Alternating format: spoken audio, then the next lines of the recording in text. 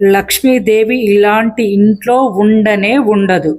సూర్యాస్త సమయం వరకు నిద్రించే వారి ఇంట లక్ష్మీదేవి ఉండదు. అలాగే సంధ్యా సమయం ఎంతో పవిత్రమైనది. ఆ సమయంలో నిద్రించుట అరిష్టం. ఇలాంటి చోట సిరి సంపదలు ఉండవు.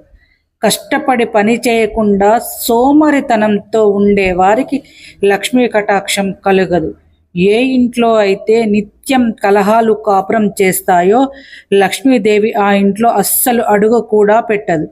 చివరిగా ఎక్కడైతే పవిత్రత ప్రశాంతత ఉంటాయో అక్కడ లక్ష్మీదేవి అనుగ్రహం ఉంటుంది. ఇది మన పూర్వీకులు చెప్పిన మాట. ఓం శ్రీ మాత్రే నమః. అమ్మవారు అంటే ఇష్టం ఉన్నవారు ఓం శ్రీ మాత్రే నమః అని కామెంట్ చేయండి. ఈ వీడియో నచ్చితే తప్పకుండా షేర్ చేయండి. మరొక వీడియోతో మళ్ళీ కలుస్తాను. Bye friends. ఓం శ్రీ మాత్రే నమః.